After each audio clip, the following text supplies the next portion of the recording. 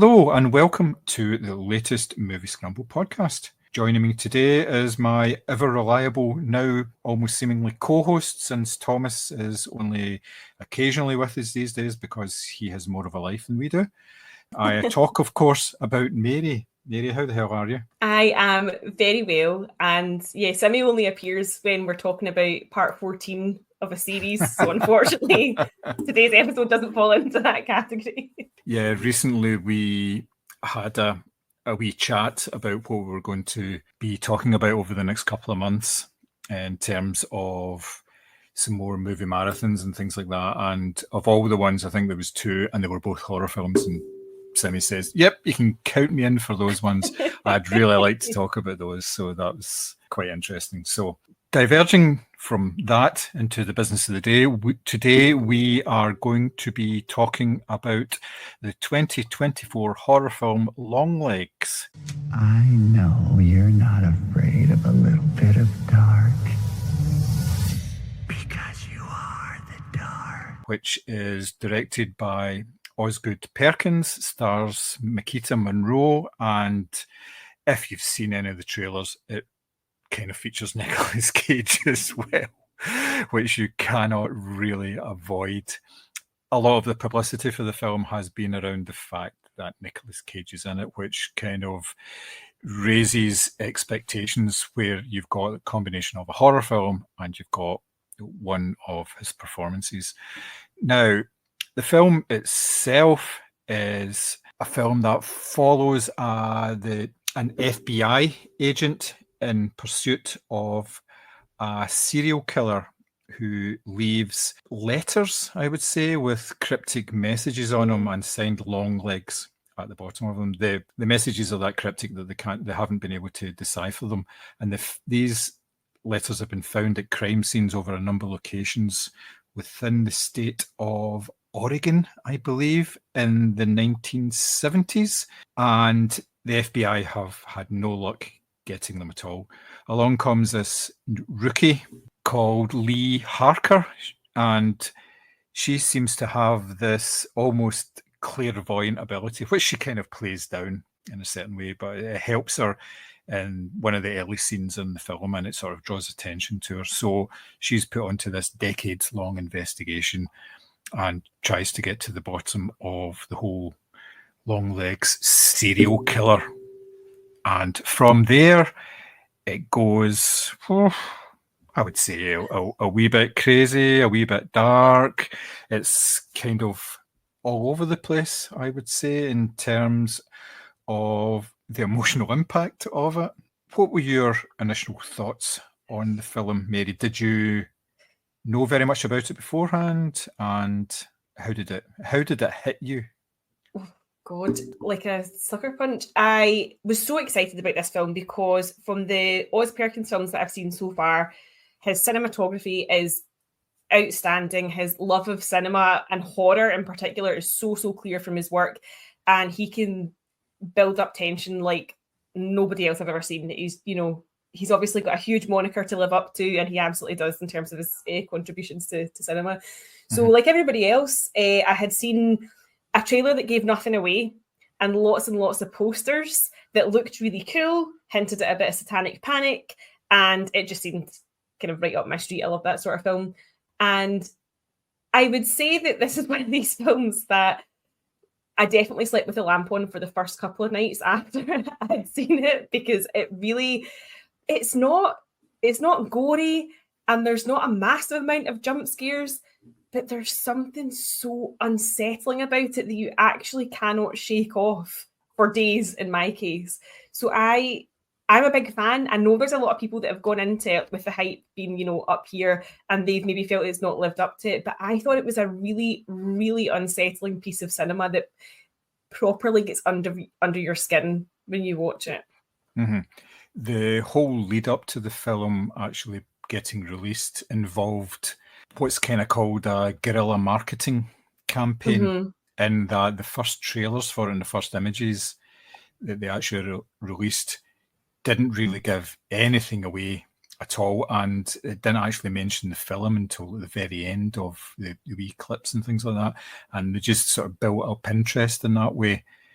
plus they've been very heavily pushing the whole Nick Cage angle as well, because he has been associated with so many different types of film. He's obviously been very prominent in the horror realm, if you like, over the last couple of years.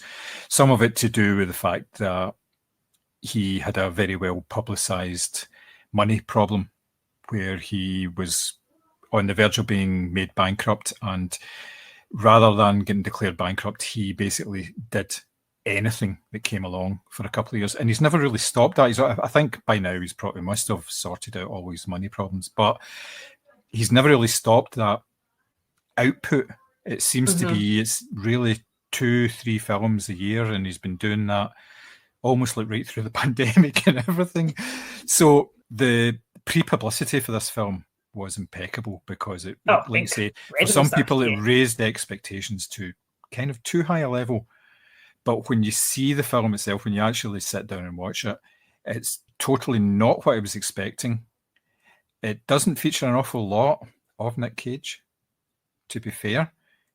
He is more of a presence for the first sort of half of the film until he has his moment on screen, his sort of biggish moment on screen, which I won't talk about for spoiler reasons, because I really wouldn't want to spoil anything to do with this film.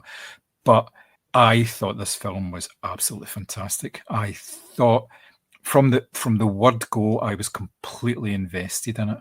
It was such a well thought out film in terms of the story, how it was actually presented, the sort of the clues that everything was being shown to you, but you didn't know if it was reliable or not. And then there's obviously things about the soundscape and the music, but we can come back to that obviously later on. So yes, I thought it was a really nice, tight film, and I was kind of blown away by it. I think it'll seriously be one of my best films of the year.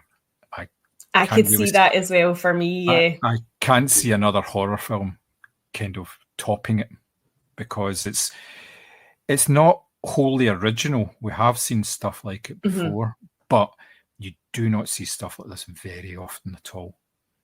No, and I think it draws on a lot of it. I've seen comparisons to Seven, to Silence of the Lambs, to Zodiac. So there's a lot of elements that are familiar, but I think it's the way in which it's presented, and of course the performances that make it so different. And I think if you haven't seen any of Oz Perkins' previous work, it's definitely a chance to go and check some of his other stuff out, because if you like this, you're going to love the sense of dread that he is able to put into his other work. He's so clever.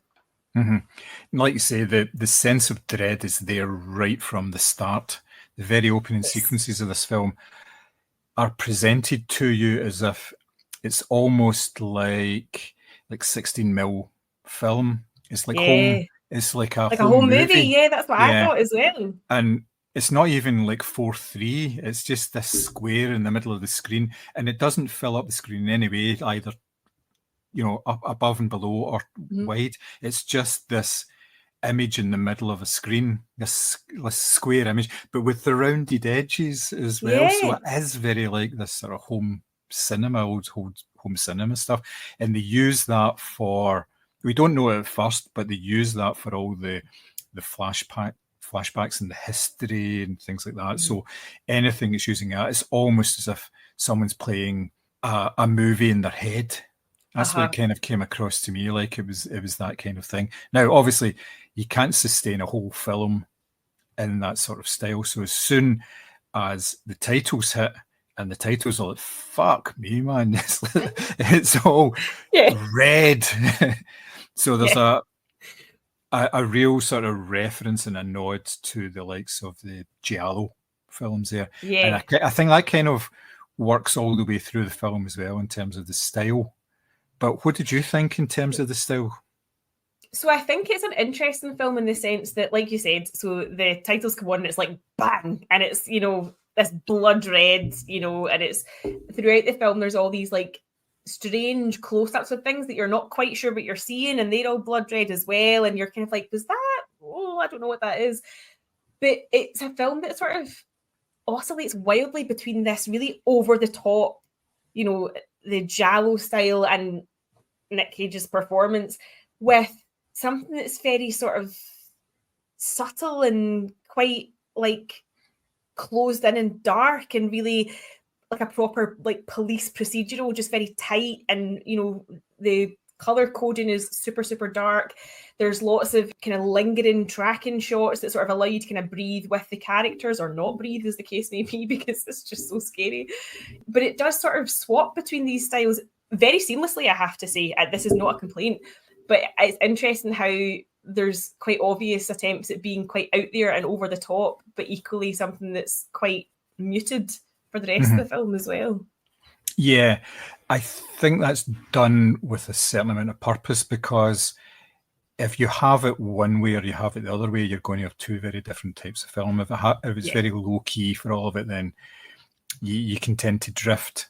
But then if you've got these elements, and it's not like jump scares and things like that, there's just a certain amount of intensity that's brought into it, and that really keeps you hooked. So you get involved with all the sort of the slower bits and things like that. And there's shots in the film where it's almost like it's extended past the point of being interesting, because like they'll show you an empty room, for instance, and you're kind of going, what are we looking at here? And you're actually looking at nothing. And what I took from that was you're thinking there's something just off screen. Is something's going on there, or there's and it's almost like you are actually in the scene yourself, because you can only see a certain amount. You can't suddenly cut to something else, so there's that wee element which kind of racks up the tension as well. So I've actually just got shivers you talking about that, because there was so many times in that film when I was like, I thought I'll need to watch this more than once, because you're scanning like almost every inch of the frame going, is it something in there? Am I looking for this? Was that movement? Did something just move? And you are constantly on edge, which I actually think is quite a feat, given how some horrors are like jump scare, jump scare, jump scare.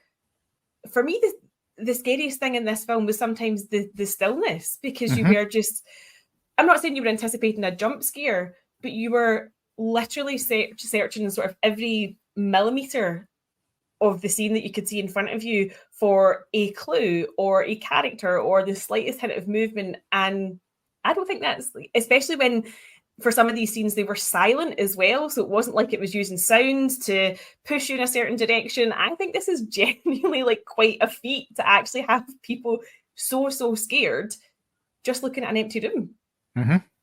Oh, definitely, yes. It makes full use of nothing. It's the anticipation that actually is what actually drives you along, and that works in a couple of different ways, because one, by not having to do anything, it costs them less. Because this film was made for less than $10 million, and you can see that surely the money must have returned that several times over already. It has, yes. It has. I think it's taken something like 62 million worldwide. Wow. For a $10 million film is pretty good, and it's the biggest Nick Cage film for quite a while as well, considering obviously he's been in a lot of like smaller films, which is, it's been very profitable for the company. It's the biggest horror opening of 2024, considering some of the films that have been about.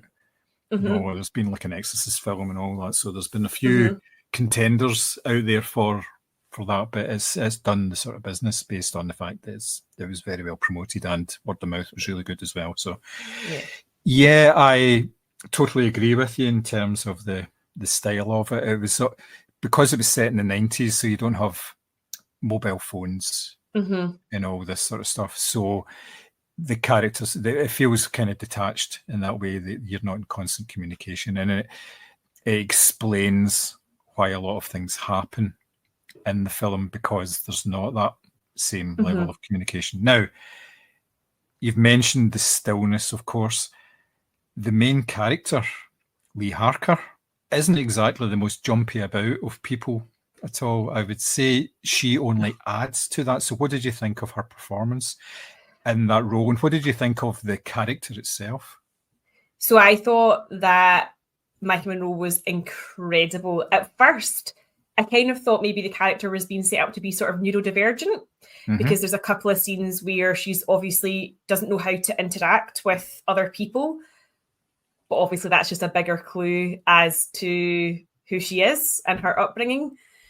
I thought the performance was really good, because I think that when you have a film that relies on stillness, you can't have a character or a performance that is so over the top when you're not the sort of villain, when you're meant to be the sort of strong kind of anchor of the piece.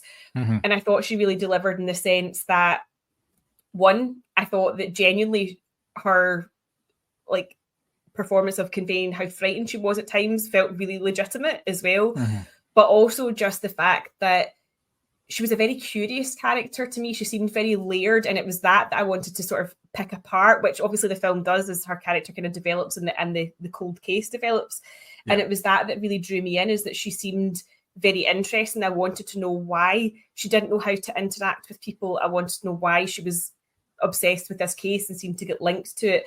I wanted to know why they thought she had, I think they called it special abilities, and they actually really meant that she was kind of psychic. I think they were kind of alluding to. Yes. So I had so many questions about her character. So I almost felt kind of like greedy, in the sense that I just wanted to know more and more about her. And I thought that, well, Michael Monroe's been in It Follows, I think. So she's kind of familiar with the horror genre. But I thought here this felt very sort of grown up. It wasn't a Scream Queen performance. It was very subdued. And that fit in perfectly with, essentially she was tasked to be the sort of stillness in amongst all of the chaos that was going on. And I thought she did it really, really well. Yeah, I know what you mean about the sort of neurodivergence, because she couldn't talk to anybody. She couldn't even talk to her mother when she was having conversations with her mother on the phone. Yeah, it was, she would say something and then there'd be like maybe 20 seconds of silence, and there wouldn't be a conversation. It'd just be, she'd wait for her mum to finish and then she would talk. And it would be like maybe 5 or 6 words. And then she would just be on there again. And it was like it was almost like it was making her skin crawl, because she just wanted to get away from that, because it was a situation she wasn't happy in. But then again, there was an obligation there. Yes. It was like she was following rules, because obviously, and that's why I was thinking she was neurodivergent, because I was like, rules and obligations obviously appeal to her because it's a certain way of doing things. And for her, it was like, well, I must phone my mum, because that's what normal people do. They check in on their parents. So even that just added a wee layer to the character that I thought was quite nice. Yeah, but you could tell that all she wanted to do was just do her work. She had no social life, nothing outside of her work. And all she was interested in was doing the work. When she came home, that's what she did, opened up the books, got on with her work. But she wasn't confident in any way. And with her first partner in the opening scenes, she raised certain concerns about what they were doing. But when it came to it, she didn't challenge him in any way and say, "Oh, we need to do this, we need to do that." She just let him take the lead on it. And that kind of followed through with the rest of it as well. When she was picked for that task force, she never showed any sort of, oh, this could be quite interesting. There was no emotion, there was no interest. It was just like, okay, well, this is what I'm doing. So she was just almost, she was just quite happy to be pushed along and doing stuff. And she never really developed past that. And that was a good thing, because, like you say, she was a grown adult. She wasn't like I know she was just a rookie within the FBI, but she was an adult. So therefore, she's not going to have this revelatory arc where she expands into this, FBI butterfly. She's going to basically remain when she is. And that was the part of the whole story. Now, I know we're kind of skirting around. I know. I feel like we can't say. It's difficult, but there are certain things that happen at various stages in this film that would spoil it if you haven't seen it. So we are being a little careful in what we are actually saying. So obviously, a lot of the pre-publicity was about the character of Longlegs, which is the character is played by Nicolas Cage. That's not giving anything away. Yes, it says it on IMDb. That's not a spoiler. Yeah. Correct. Now, what were your expectations to begin with? Because he carries a certain amount of baggage in terms of some of the parts he plays. Yeah. What were your expectations, and how big of a shite bag did you feel when you were actually watching him? Well, I find many sleep paralysis, demon, dear Moviescramble listeners. I think, do you know, it's funny because for all the publicity, and yes, it mentioned his name, I almost kind of forgot he was in it going in because I hadn't physically seen him in any of the posters or trailers or whatever. And so when he did appear, yes, my soul did exit my body because I was not anticipating, one, that he was going to be there, and two, obviously, what the character actually looks like. So my expectations were perhaps sort of almost non-existent because I'd kind of forgotten about it. And I think that his performance in this film is exactly what you want from Nicolas Cage in this type of film. You know, your satanic panic, police procedural, rookie FBI cop going after, you know, this creepy serial killer and trying to unpick it all. It is exactly what this film needs to counter everything else that it's doing so well. So to counter the stillness, the sort of methodical approach it has, because almost nothing about his character makes sense, and that's fine because you absolutely buy into his character, whether it seems realistic or not. It somehow works. I can't describe it without giving too much away, but it somehow works despite the fact that it almost feels kind of like something out of a fairy tale. Yes, very much so. It's looking towards a sort of supernatural thing, if you like, without really giving anything away. The whole reason behind that, which you can say, is like there's been a series of murders. Yes. And obviously, as I said, there was a note left with the signature Longlegs on it, left at these murder scenes. Now, the murder scenes themselves don't actually look like murder scenes. You wouldn't think they were a murder scene unless that note was actually found, because it almost looks like murder suicides.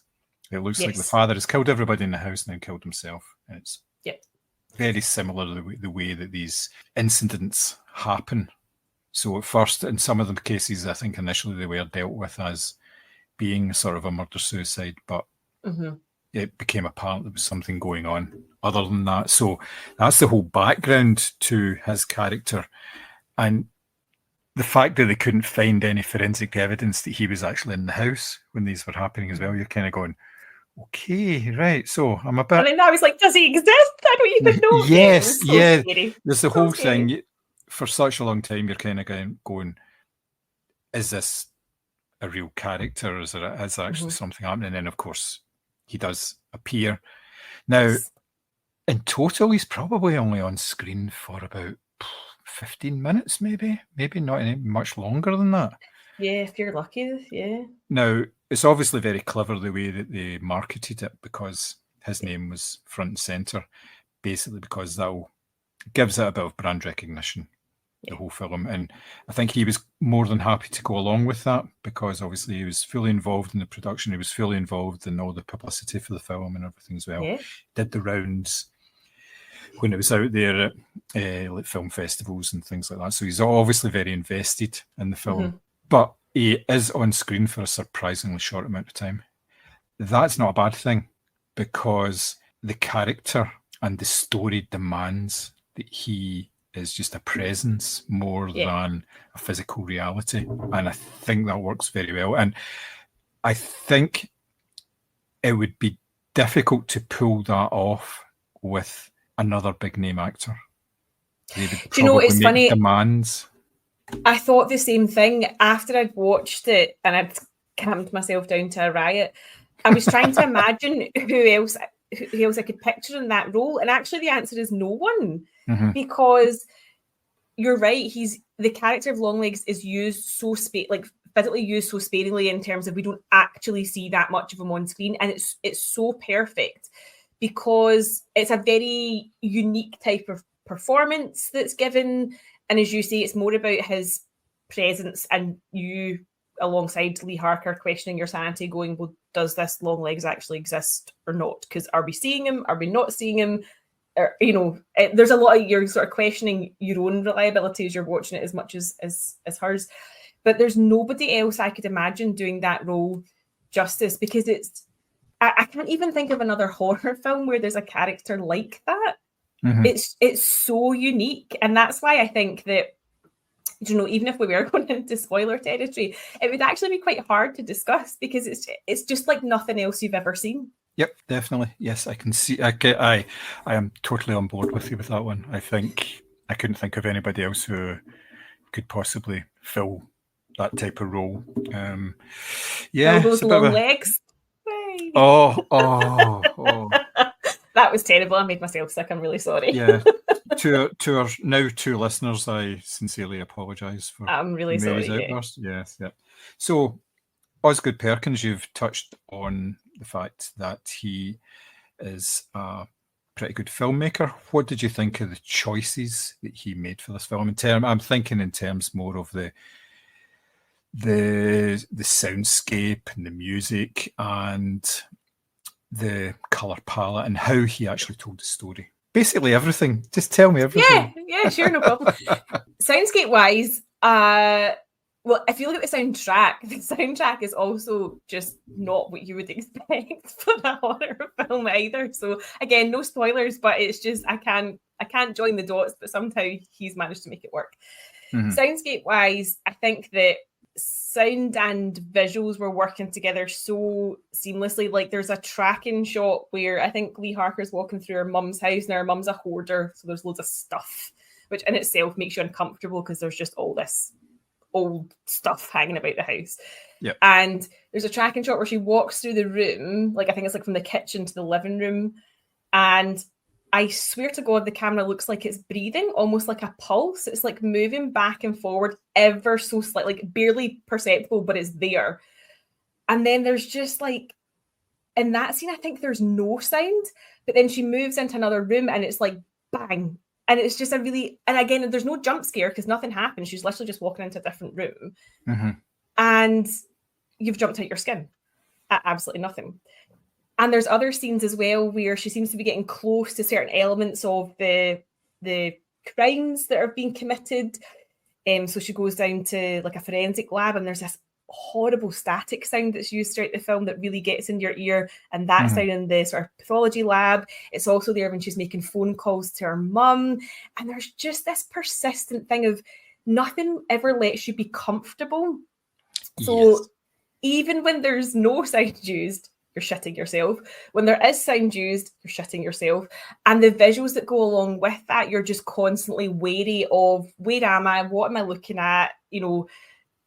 And then there's like odd musical choices that I make no sense to me, but obviously sort of tie into the characterization of Longlegs. But I think that he's definitely somebody that knows how to work an audience. I think that's what I feel like you're being made to really suffer for your time at the cinema, but in a good way. Like, I think he knows exactly what he's doing in terms of linking strands of narrative together, linking characters together, but also just playing with your head quite significantly throughout this film.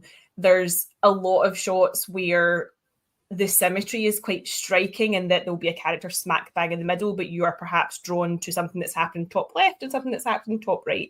And you're not quite sure, but you're just constantly looking at this perfect frame and going, this is really beautiful to look at, but also, should I be worried? Because that's the feeling that he creates. I think he's somebody who, as I say, I really enjoyed, for example, like The Black Coat's Daughter, which I think is called February in some territories. But that's another film of his where I didn't breathe out for another hour and 40 minutes. And this is exactly the same. He is working you with every single like pulse that you can hear, with every single like visual that you see, with all of the bizarre 70s glam rock that pops out of nowhere. You are being made to work towards that conclusion. Yeah, he does manipulate you very, very well. And like you say, it's done without the use of jump scares, because that would be counterproductive, because then there would be a moment of relief after a jump And there's scare. no relief yet. No relief, no relief whatsoever. I think they use the soundscape very, very well, because there's like large portions of this film where there's no music, either background music or diegetic music. It's all just whatever sound is on the screen in terms of, and there's an awful lot of emphasis placed on breathing as well, and whispering. The very opening sequence when it's the wee girl out with her Polaroid camera out in front of her house, and you can hear this whisper that's going on, and it's going ooh, but and that kind of goes on, and it's like Harker's breathing as well, and that's something that she uses to keep herself sort of centered, and you are trying to center yourself at the same time as she is when she's trying to sort of calm down, so she can analyze the situation properly. And you are kind of like there on her shoulder at the same time, and you're hearing everything she's hearing, but you're also hearing like her breath and everything as well. It just works really well. It's so scary. But I just thought the whole sort of the marriage of the sound and the visuals, because like I say, the visuals there's lots of browns and greys and it's offices. Oh, it's totally washed out. Like it's not. Even in like the 70s kind of throwback scenes that you see, I always think, I assume everything in the 70s would be super colourful. It's definitely not. And the sort of desolate landscapes that Longlegs operates in lend itself to the fact that there's just absolutely no colour. Like, for example, the opening scenes are all very blanched white because it's presumably winter and there's just lots of snow. So even that's quite disorientating, because you kind of get snow blindness going on while something obviously really horrible is happening.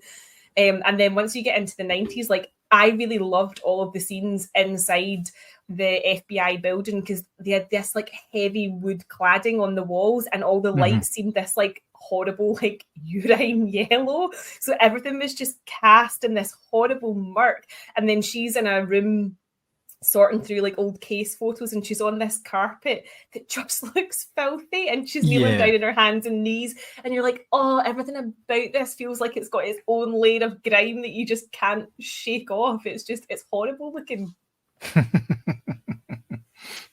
So overall the film was really good, but did you have any negatives about the film at all? Do you know, I will say that for me, personally speaking, as much as I absolutely love this film and will be recommending everybody to go and see it who can physically get to the cinema, I did feel it fell apart a little in the last 15, 20 minutes, where there's obviously a need to tie up some plot points that just didn't quite work for me. Now, it's still, I would say that it still holds its tension.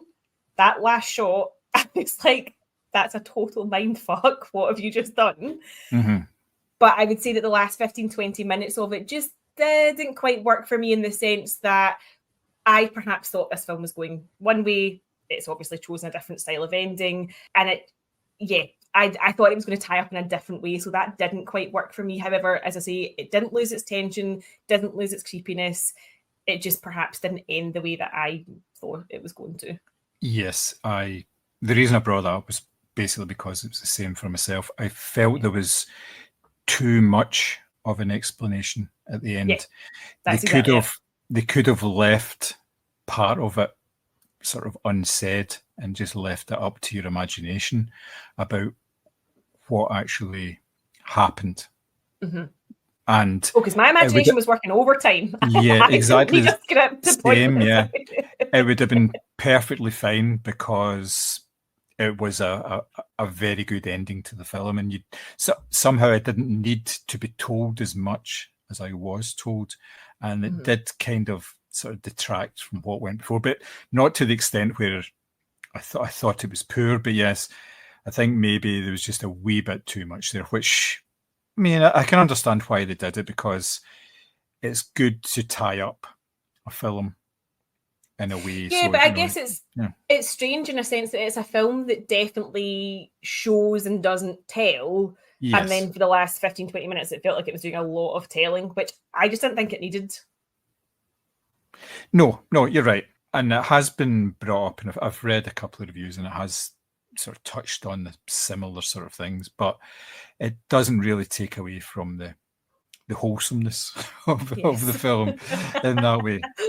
So, although you've already said, I take it you would recommend this film. Oh, absolutely. And honestly, not just this film, but go and seek out his other stuff as well, as Gretel and Hansel and The Black Coat's Daughter. This is a masterclass, as I say, in how to really just work an audience. And I think that the performances in particular are going to blow a lot of people away just because of how diametrically opposed your two leads are in terms of what they're doing. It almost feels like they're in two different films at times. But it's just, yeah, it's so good, and it's going to sit with you for quite a few days. I would agree with that. I don't think I'll be forgetting this anytime soon. Basically because it is a very well put together film. Yeah. There's not a duff choice in the film in terms of how it looks, how it sounds, the story itself, and obviously with the slight misgiving of the expositional ending, it's still it really works. I would not hesitate recommending this to probably just about anybody. I don't know if it's a sort of primetime Saturday night viewing instead of watching Michael McIntyre, but you know there are only certain things that you can do. So yes, so it's pretty much a big thumbs up from us, which is not really a surprise because we don't watch shite, and if we do, we would talk about it anyway. And we would probably still watch it anyway. So on the back of that, we have decided to revive our top three. And today we are going to do a top three on Nicolas Cage performances. Now, the man has been in dozens, if not over 100 films. He has been very prolific. He has done everything from action, comedy, horror, drama, melodrama, and pretty much everything in between. He's been about on screen. I think his first screen credit was 1981. So you're talking about nearly 40-year career for the man, which is impressive for anybody, but for somebody to still be talked about in terms of new and different types of films is quite something, because if you think about it, some of his contemporaries, the people that he kind of came up with, the likes of your Tom Cruises and stuff, they are very much doing franchise blockbuster cinema, whereas Mr. Cage is basically pushing the envelope with pretty much every film that he makes. He doesn't seem to make two that are the same back to back. It's always something a wee bit different. So we have quite a number of films to choose from, to be perfectly honest, which is obviously a good thing. So finding three should not be a terrible problem for ourselves. Finding three different ones, these should not be a terrible problem. So Mary, what's your first pick? So I'm going to go with a film that I actually watched recently, but I was surprised by how emotional it made me feel. So I'm going to go with the Christopher Borgli 2023 film Dream Scenario. So Nick Cage plays this kind of sad professor, I guess is the only, who's desperate to be seen as more than who he is, because he's this kind of sort of dowdy, middle-aged, balding, bespectacled kind of nobody. And all of his peers are doing really well. They're being published in, really scientific journals, or they're hosting like really fancy dinner parties with great minds, and he's just kind of nobody. And then all of a sudden, it starts off with a couple of people saying to him, "Oh, that's really weird. I had a dream about you last night." And then it becomes everybody in the world is dreaming about Nick Cage as Paul Matthews. And at first he really leans into this kind of celebrity status, and he's, all these, young girls are saying to him, "Oh, I dreamt about you last night," and it was that kind of dream and all this sort of thing. And he loves it. Everybody knows who he is. His face is everywhere. He goes to this absolutely hysterical marketing meeting with Michael Cera, I think it is, where they're trying to get him a brand deal with Sprite, which is one of the funniest scenes I've ever seen in a film. But then it all starts to go horribly wrong, because it's not, people go from having dreams about him to having nightmares. and he's sort of driven out of town by people who are convinced that he's like a serial killer or a rapist or whatever because they dreamt about it. And for me, I was just really shocked by how emotional I felt watching it, because you do really feel sorry for him in the beginning, because he seems like this kind of pathetic wee nobody who's just so desperate to be accepted by his peers in the field that he works in. And then obviously it's kind of funny because he's leaning into, he's trying to be charming, or he's trying to be cool, and he's, trying to lean into this newfound fame, and really he just wants to publish a book about plants, which is hysterical. But when it all starts to go wrong, he becomes more sympathetic again, because it's not his fault. Like, how on earth is it his fault that people randomly start dreaming about him? And I think for a Nicolas Cage performance, it's really nuanced. It does take you through the ringer. You do feel sorry for him. You kind of laugh at him or with him, and you go back to feeling really sorry for him as well. And I think it's just one of these films where, yes, you could say it's a kind of allegory for maybe the dark side of fame or being recognised. But I think his performance in it is so very human and so very understandable, because you just think, if it was me in that situation, how would I react, etc. And it's very touching. Like, I watched it and I felt so moved by it, and I wasn't expecting to. And the only reason I watched it is because we'd obviously been at that film club for Sick of Myself, so it's the same director. Yes. And I was just very, very surprised as to how much I really bought into his character and how much I really felt for him by the end, because it's quite a heartbreaking film in a way. And it was a very, very good performance. And it's a film entirely about him, because he's in everybody's dreams, so he really does have to carry the whole thing. And yeah, I thought it was great.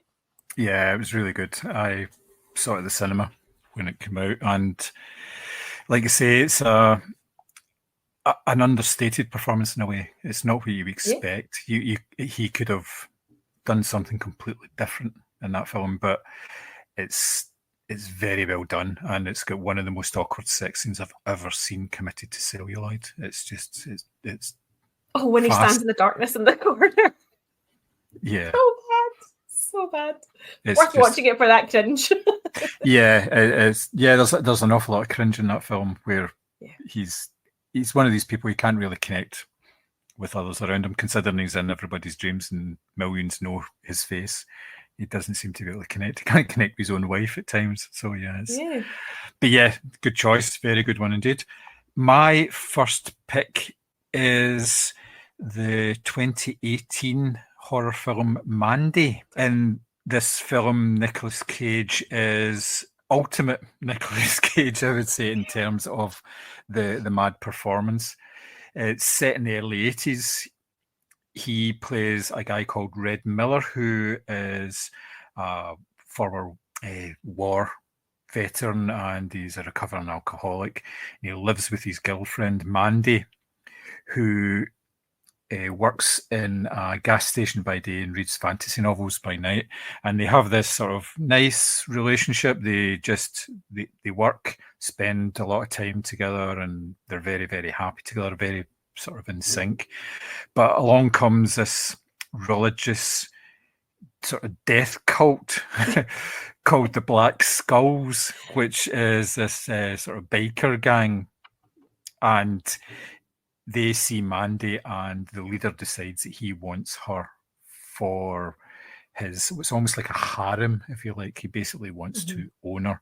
And they break into Red's house, subdue them, and steal Mandy away.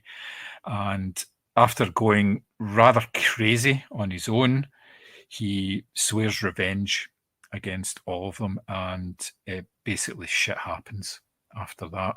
It's a performance where Nick Cage just leans totally into his reputation for being out there.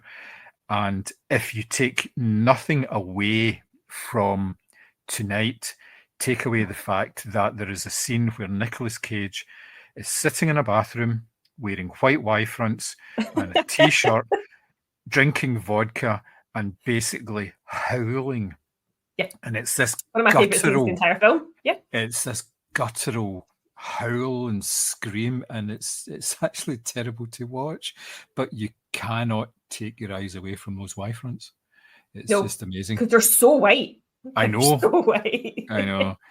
But yes, it gets very silly towards the end, obviously, especially since he was a lumberjack, and lumberjacks have chainsaws. But you can see all that in the trailer for it. So he's got a very long chainsaw, which I don't know if is any sort of substitute for anything. But I don't think the film's that deep in that sort of level. No. But yes, I saw that with an audience, that film, and they I'm so jealous. lapped it up. Yeah, it was really good. It was an excellent film to see with an audience, basically because of the third act where it's just all these inventive kills and all sorts of stuff. Yep, really, really good. That is such a good pick. I feel like all of my films are kind of from like the sort of recent Nicolas Cage renaissance. I don't know if they can make a pun on that. So the second pick that I have is the Tom Gormican 2022 film, The Unbearable Weight of Massive Talent, which the minute I saw the trailer for this, I was like, I am in. So Nick Cage plays Nick Cage.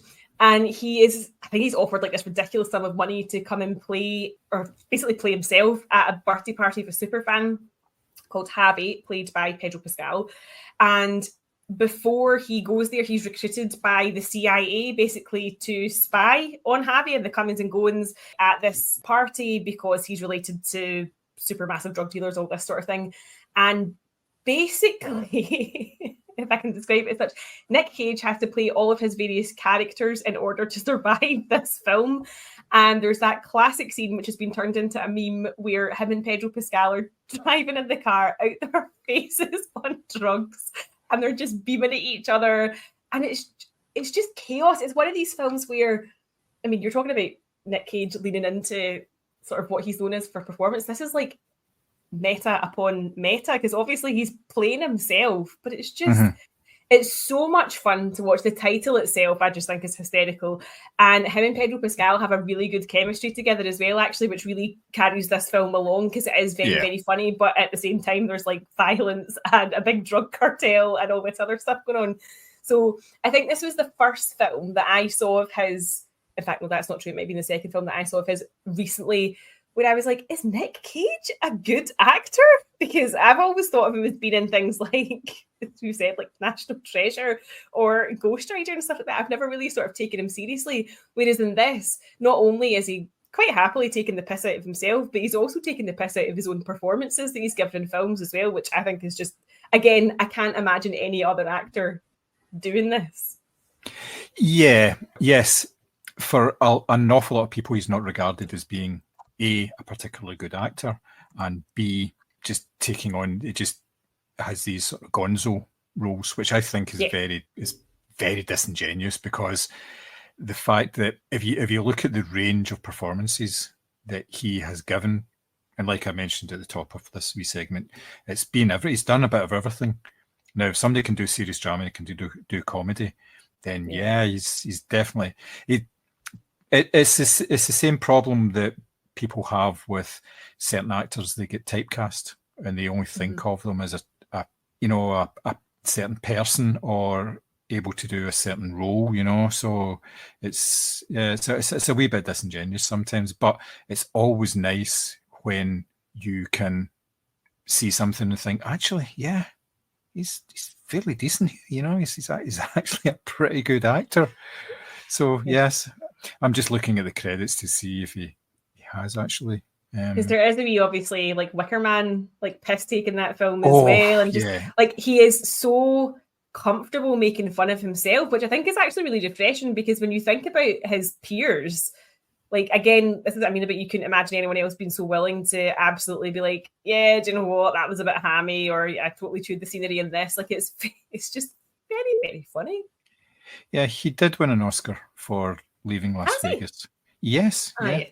So that was reasonably, well, in terms of his career, yes, it was still reasonably early. But and he was nominated for adaptation as well, which was obviously 2003. So he has been regarded as being a serious actor. Obviously, that's the kind of thing that you get serious actor sort of status for, if you like. But from doing that, you basically write your own ticket from there. And I mean, he got that reasonably early because he, I mean, like say you'd mentioned the Cher one, Moonstruck. He was very well regarded. That was kind of him going into sort of a serious phase then. And it was like 1992 honeymoon in Vegas, I should say. Leaving Las Vegas was 1995. And that was kind of the last serious role that he did for a long time, because the whole run of films out after that, which was like The Rock, Con Air, Face Off, Snake Eyes, and 8mm. So do you know what though? I still love Face Off. I remember watching that for the first time. It was on like ITV3 or something like that. And I was like, this film is terrible, but I loved it. Yeah, oh, absolutely. Yeah, of course. Yeah. So my second choice is Wild at Heart, the 1990 David Lynch film, where Nicolas Cage plays the part of Sailor against Laura Dern's characterization of Lulu. They are a young couple in love, and they run away together to get away from Lulu's mother. And what she does then is basically hire killers to try to track them down and kill Sailor and bring Lulu back. And that is pretty much the plot of the film. What they actually do in the film is quite different. It's basically a road trip after that, and they meet all these sort of people. There's a Willem Dafoe character. There's Isabel Rossellini, Harry Dean Stanton as well. And they're all these sort of completely out there characters. Are based on a book by, who's the guy? Barry Gifford. That's who it was. There's a whole series of Sailor and Lulu film books, which they've never actually made into films, but they're actually pretty decent. They're quite short books. They're only like, some of them are like 150, 160 pages, but they're cracking wee books. And I think Wild at Heart's maybe the second or third of them. I'm not entirely sure, because at the start of the film, it's him getting out of jail and coming back to get her. And he plays this character who is obsessed by like heavy metal music, and he's also obsessed by Elvis Presley. So it's that kind of mix in between it. And he's always wearing this sort of is that snakeskin jacket and stuff like that. And he's like a very cool character in it, and it's a great movie. It's really good. It's obviously, because it's a David Lynch movie, it's kind of out there, which is good. It's a good thing. Yeah. But his performance in it just totally nails this character, and he's really, really good in it. And obviously, with all the support, I mean, you can't really go wrong with sort of supporting cast that's in there as well. Especially, is it Diane Ladd, the Lulu's mother? She's just completely over the top in it. Yeah, once you see her on screen a few times, you'll kind of go, okay, right, that's not normal behavior for anybody. Never mind a character in the film, right? That's fine for me. But it's got a cracking soundtrack. It's the film that introduced Wicked Games to the world as well, the Chris Isaacs song that you hear all the time. That was from that soundtrack. I know it recorded it separately, but it was included in that. And it's a cracking sort of soundtrack to it. There's sort of like it's almost like music you would hear sort of in film noir. It's the same idea as Twin Peaks, the music you would hear in the background. I love that. So it's a wee bit of that, because it's I think it's Angelo Badalamenti does the music for that as well. But yep, cracking movie. It was one of the sort of earlier performances of Nick Cage that I saw, and an even earlier one I'll talk about in a minute. Do you know, that's a proper gap in my David Lynch viewing, and obviously my Nick Cage viewing. I haven't seen that, but that you've described the cast and the soundtrack so perfectly that I absolutely need to see that. That sounds ideal. My work here is done. Good night, everybody. It's like when you and Sammy convinced me that I really want to watch the Fast and the Furious franchise. You just sell it really well. Oh yeah, well that's part of the job. So number 3 for yourself. So I'm going with Michael Sarnowski's 2021 film Pig, which I picked up on a whim in FOP, and again was just totally blown away by how much Nick Cage made me cry. So he basically plays this sort of hermit living in a forest cabin in the middle of nowhere, and the only person that he's got in his life is his pig. And he has his house broken into, the pig is stolen, and the rest of the film is a sort of revenge drama while he goes after his pig.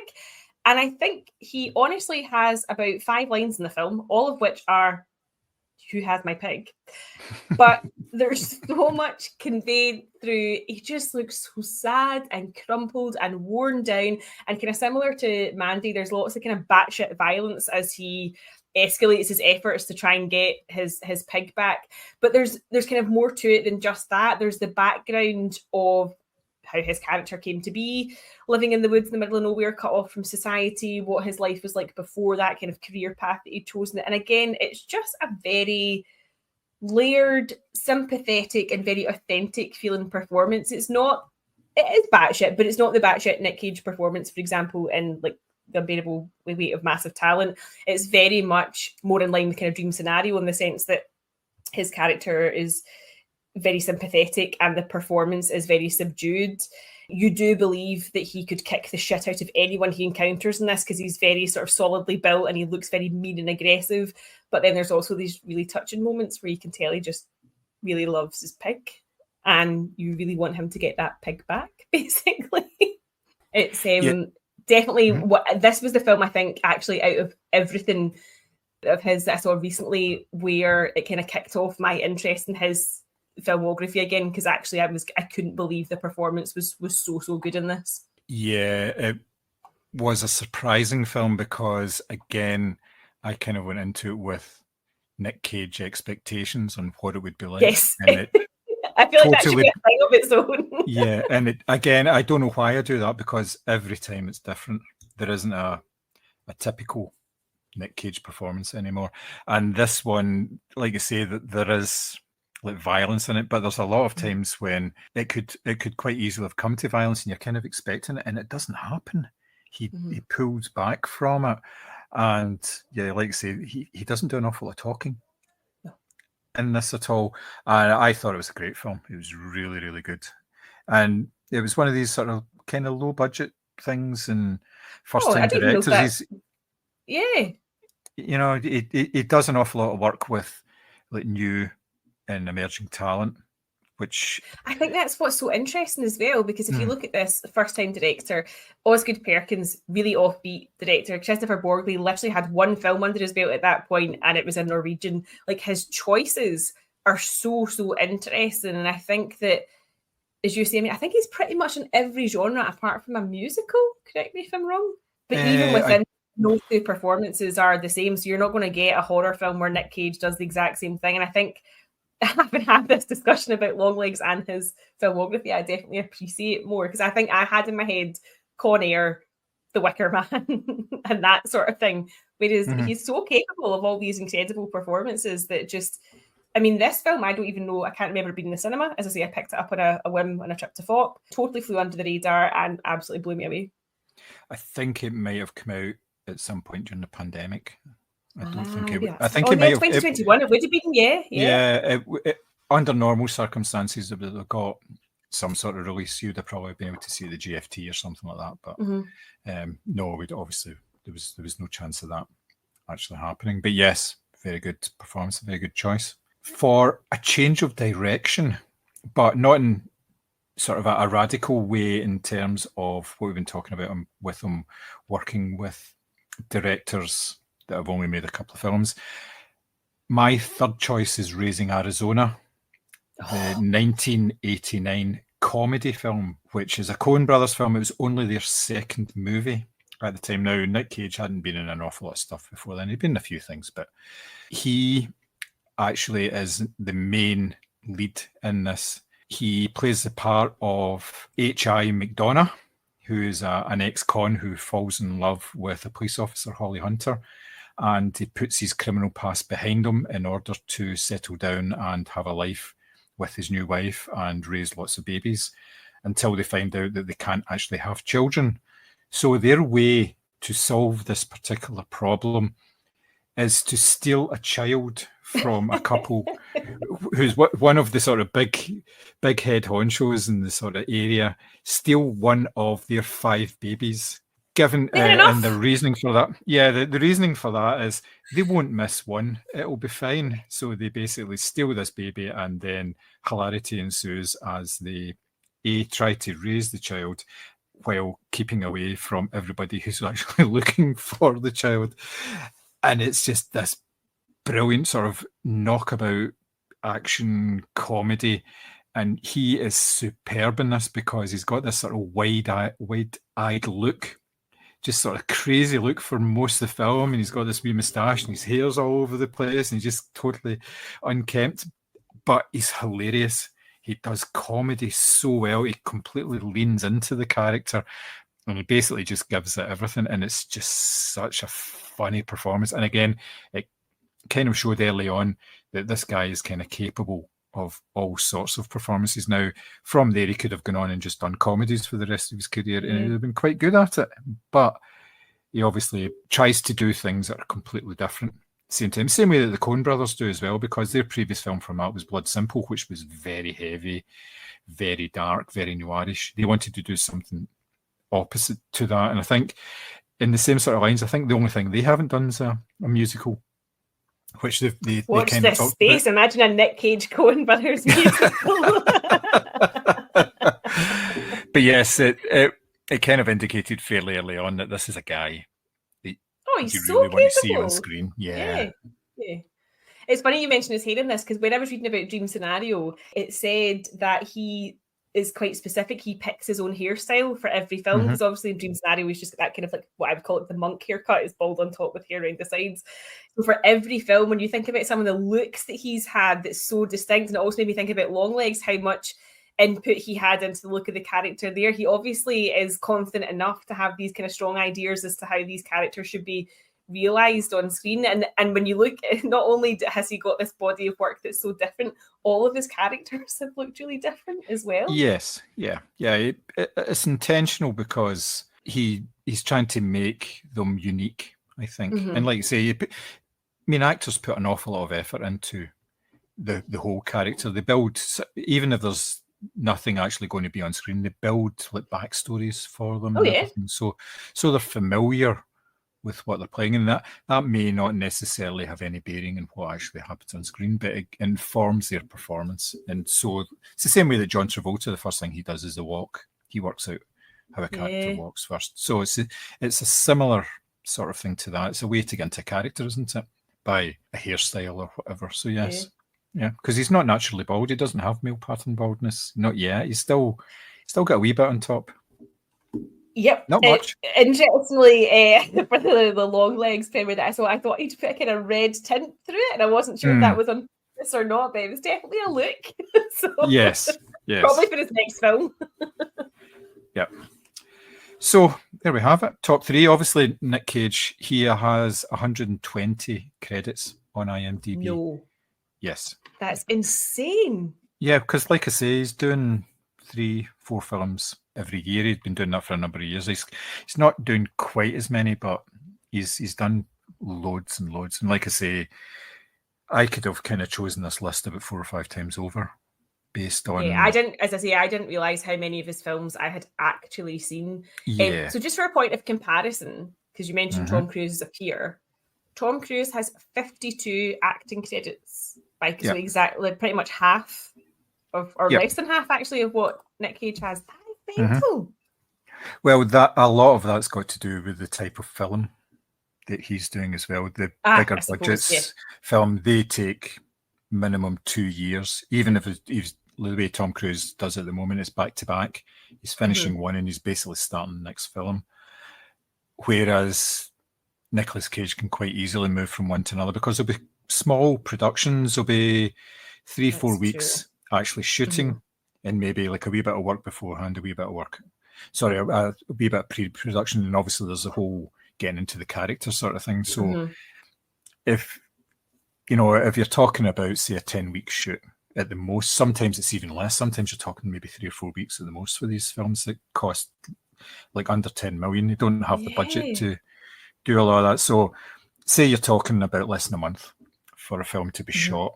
So he could quite easily fit in 3 in a year and still have time for a holiday, at some point.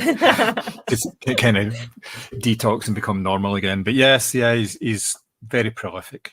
And I don't think that does anybody any harm at all.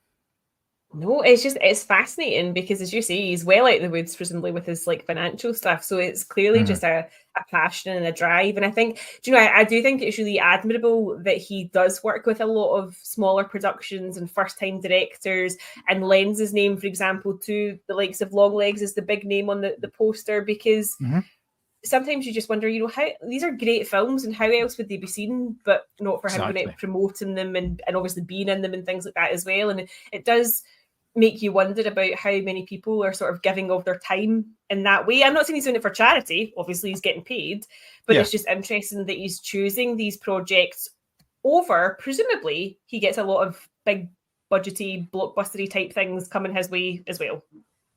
Oh, I'm sure he does, but I think he's in a position where he likes what he's doing, and you can tell through the performances that he does actually enjoy it. He's not phoning it in. It could have been so easy for him just to take on all sorts of roles and just kind of phone in a performance.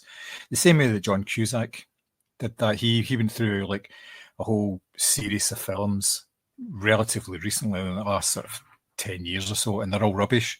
It's like he's just phoning in a performance, and it's just, and Bruce Willis as well, same idea, you know, they just churn out these films that you only kind of catch because they come on ITV2 or something, and it's something you've never heard of, and it's his name that's above the line. But even Sly Stallone in recent years has been packing in the shite. Yes, that's quite a turn of phrase there, thank you. But yes, you're right. Yeah, there's been an awful lot of actors that do that sort of thing, and they turn up in films and you don't even know they've actually been released, some of them. It's just or they're like straight to, they're the equivalent of like straight to DVD, whatever that is these days. But no, it's interesting that he's continuing to make what I would I'm not saying like bold choices. Well, actually, I would say bold choices. It's interesting that he's continuing to seek this type of work out, because obviously for him as an actor, it's going to be much more creatively fulfilling to go from something like Mandy to Pig or whatever than just turning out the same old crap. Yeah, and just by the fact that everything he's released does get recognition and gets sort of cinema releases as well. You know, it might not be massive cinema releases, but it's out there, because like you said, there's Longlegs, there was Arcadian, Dream Scenario, Sympathy for the Devil was not that great, but it was out there. And obviously it had a wee bit in the Flash movie as well, and Renfield and The Old Way and Butcher's Crossing, they all were out there in the cinemas, but not like massively, maybe only for a couple of weeks, and then they were in art house cinemas, and then they would go on streaming. But you know, a lot of films don't. A lot of films just appear on services now. It's interesting because I remember a while ago we were talking about like the concept of movie stars, obviously, and whose name above a poster would sell a film. He clearly is one such name above a poster. Yes, absolutely. Yep, definitely. But you wouldn't think that, because the films he's in are a lot smaller. They're not your Mission Impossible films. You associate being a movie star with these big films, but it really should be extended. He is someone who is able to get a crowd in and watch a film, which has been shown obviously from this one as well, because it's made 6 times its budget, which can be regarded as a success. And there certainly was a crowd, because I went to like an 11 o'clock in the morning showing of Longlegs because I was too much of a shite bag to go and see it at night. I wanted to go and see it during the day. And it was a full screen. Yep. Because there's so few screenings of it, that's fine as well. You know, if it's only on a limited time, then screen average. I think it was competing with Minions 4 or whatever. Despicable Me 4, yes. Yeah. Imagine mixing those two up. Oh my God, how to scar your children for life. Yeah. Mummy. Is there a Longlegs in the house? You'd be like, well, fuck it, yes, I'm leaving you. You can deal with it yourself. Oh, man. Oh, brilliant. Right, so we have come to the end of the show for today. A show as if it's some sort of production values involved in this. As usual, you can get us on the various social media channels. Apparently, we were off of Twitter, X, for a wee while. Elon locked us out. Yeah, I know, brilliant. And like we care. But yes, we are available on the various social media channels if you want to get in touch with us. We can be found at podcast@moviescramble.co.uk. We're still getting a whole lot of shite from knives and all sorts of rubbish, but we did actually get an email as well, which was very nice. We got an email from Jill Patterson, who said that she really enjoyed what she calls a chin wag, which is actually quite nice. So that's what we're kind of aiming for, like actually a conversation rather than just, a boring Q&A. Yeah, basically talking for 2 minutes and somebody else talks as well. So she said she really liked Love Lies Bleeding. She saw it at the Glasgow Film Festival and she kind of liked our review of it as well, about the grubbiness of the characters and everything. So thank you very much. Yeah, that was very nice to receive, and thanks for actually emailing. It did actually make my week, the fact that I got an email through, because I looked at it. I looked and I saw, get an email on the podcast account, just expecting it to be one of these Japanese knife ones or the pillows. And it wasn't. I almost deleted it just because. And I read it as well, and it actually really cheered me up. So thank you very much. That is very good of you. Thank you very much. So we shall be back in hopefully in a week or so's time with another episode. We are endeavouring to get back on to our more regular schedule now that kind of the holidays are almost past us and everything like that, and we will be back with something relatively soon. We don't exactly know what, because otherwise I would have said, but we're always in constant discussions about it anyway, so we shall be back soon. So until then, thank you very much. I'll speak to you soon. Bye.